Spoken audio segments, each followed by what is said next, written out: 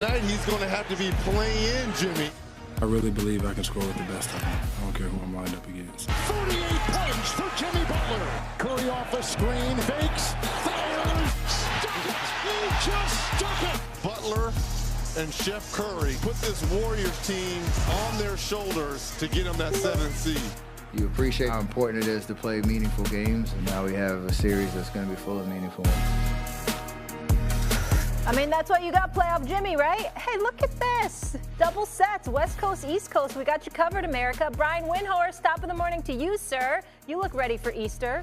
Sure does. And SA, how we feeling? How we living? Molly, how are you? I just know that, before the show started, I did instruct the producers to let Doggy do the cold open, which they obviously would not hesitate to do.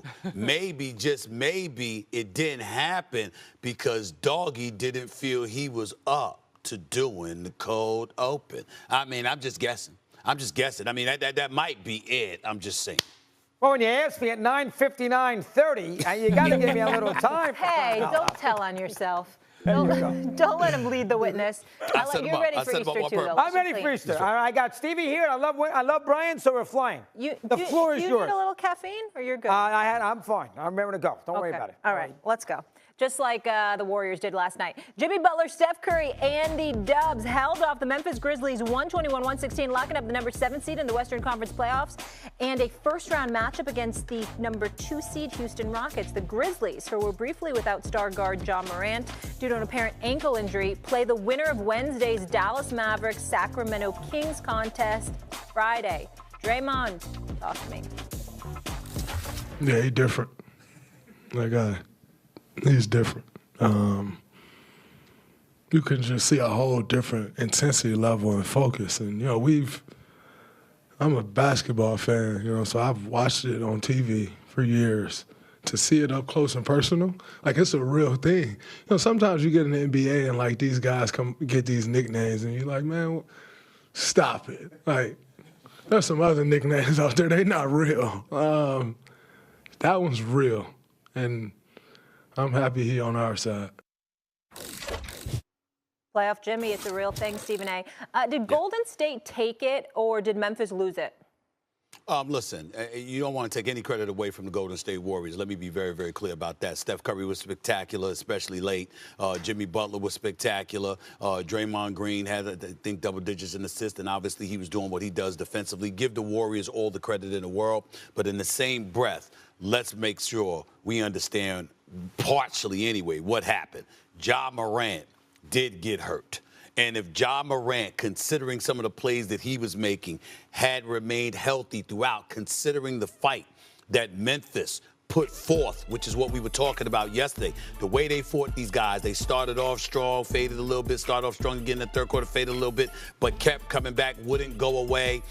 You look at Desmond Bane and what he was doing. Jaren Jackson came alive a little bit late. You saw what Ja Morant and how he tried to play through the obvious pain from that ankle, that ankle injury. And then you got to think about the fact that Brandon Clark isn't there, who's a big cog for them. I would just look at it from that standpoint, not taking anything away from the Golden State Warriors, but you did find yourself saying, especially in the end, if Ja Morant had not gotten hurt, we might be saying something different this morning. Well, listen, you don't obviously take any playoff win, and this is sort of a playoff game. You don't take it away. Home court wins these playing games. I'd have to go look at the record. Wendy probably has it. You need to be at home in these playing games. Obviously, Orlando last year, Miami at home a couple years ago, got all the way to the finals, but they got out of it playing with home games. Hard to win the road games in these playing. And Memphis did a good job. They were competitive. As you said, Steve, they were in trouble early, down 12 at the half. Trouble in the third quarter, got back in the game and had a chance to win with a minute to go. So from that standpoint, I give Memphis some credit. They will definitely beat Dallas and Sacramento. They're going to play Oklahoma City in that first round. They're not beating Oklahoma City. And that's a break for OKC. But I think the bigger picture to me is Golden State needed this win because they can beat Houston. And I wasn't with you guys these last 2 days, and I'm sure you brought it up. Matter of fact, I saw it because they had the headlines on it on Monday when I was working. And I do think the fact that Golden State's loss to the Clippers actually helped them on Sunday. I know they wanted to win the game. but I think it helped them because if they won last night, they're the 7 seed. If they had beaten, obviously, the Clippers, they would have been the 5 seed. That means Denver or Houston. I'd much rather play Houston. So I think, in essence, they get 4 days off now. That series doesn't start until about 3 a.m. on Sunday night. That's another story altogether. But from that standpoint, I think Golden State is in a decent shape. Are they going to win the NBA championship? We'll discuss this. But I think Golden State winning, I think from a standpoint of where they sit now with Houston next, that was a good break last night with a good win. Let me hear. If you're a Grizzlies fan, you're saying, woe is me today because you're saying, not again. We have another situation where Ja gets hurt. And absolutely, Stephen A., look, he had 18 points. When he made the basket in the third quarter, that was his 18th point. It's a 1-point game. He comes back, he scores 4 points the rest of the way. Very clearly, it affected him. But the reason that the Grizzlies are in this situation, which is now in a fighting to play Oklahoma City in the first round, is how they've melted down the stretch of this season. They have not beaten any of these Western Conference playoff teams since January 30th, I think was the last time they won a game. 2 months ago, February 16th or even February 20th or whatever, they were the 2 seed. When they fired Taylor Jenkins in mid-March, they were tied for the 4th seed. Yeah. They enter this as the 8th seed. And so now when you watch Desmond Bane, who played brilliantly in this game, have those 3-pointers rattle out, he had 2 of them late in the second half rattle out, and you see Ja out there playing on the bum ankle, you do say, woe is us. But the Grizzlies reaped what they sowed here with the way they finished this season. This, to me, was a story about the Warriors' dream. The Warriors' dream is the pairing of playoff Jimmy and Steph Curry. These 2 guys fit together so well because their skill sets enable each other to thrive. And we saw that in this game. Jimmy Butler knows that there was going to be a bunch of pressure to start the game. Steph Curry is out there wearing a modified cast on that thumb. You know it's affecting him. He scores 36 points in the first 3 quarters of this game. Attacking. Stephen A., since the day he got there, you were talking about free throws? 18 free throws.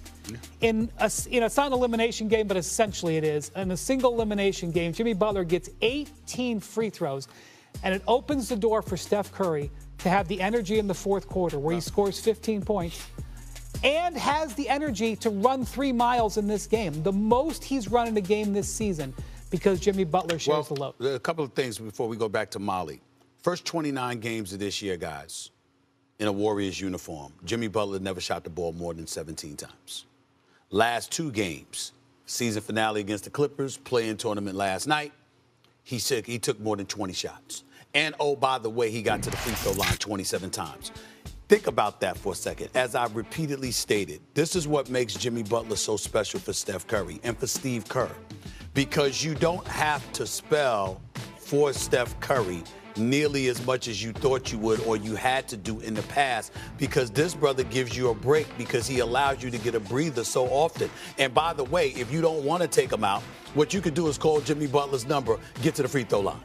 Steph needs a break, but we don't want to call a timeout. Get to the free throw line. And this brother can do it with ease. This is part of what has made them so special right now and such a huge, huge threat in the Western Conference. Absolutely. Guys, based on the simple fact of what you were just saying, Wendy, in terms of how they complement each other and both Steph and Jimmy scoring 35-plus last night, I'll come to you on this, Mad Dog. Do you think this Warriors team can get to the Western Conference Final? No, I do not. They're older. They're a 2-pronged offensive team. I think they got the right matchup. Now, Houston's going to hear this, that the whole world thinks Golden State's going to win. I didn't look at the odds yet, but I bet if I'll have one of our guys do it. Warriors are a minus 200 favorite. Golden State is minus 200? Yeah. Wow, they're a huge favorite. Oh, my goodness. They were 200? Yeah. That's 2-1. Yeah. So if you put $100 on Golden State to beat Houston and you don't get it, you're going to lose $200. That is a huge favorite for a team that is a 7 seed without home court. And I think they beat Houston, but if you don't think Houston's going to pay attention to that, he's going to put that on the